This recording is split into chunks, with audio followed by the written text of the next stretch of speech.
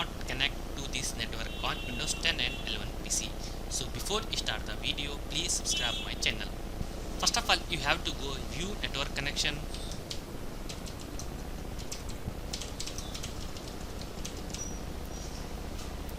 Click on this.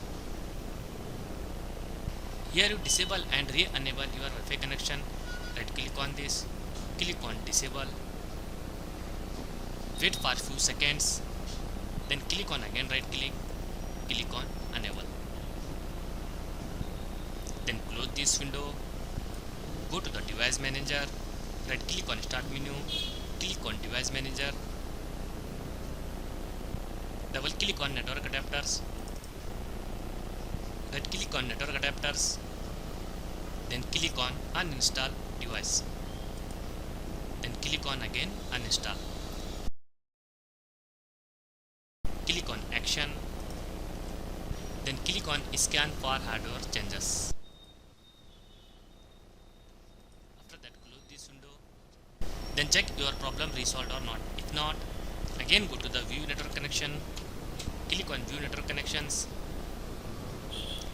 Right click on this. Click on properties.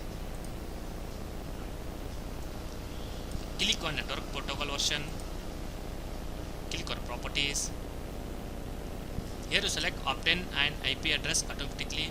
Then select also obtain DNS server address automatically. Click on OK. Then close this window. Go to the command prompt. Right click on command prompt. Click on run as administrator.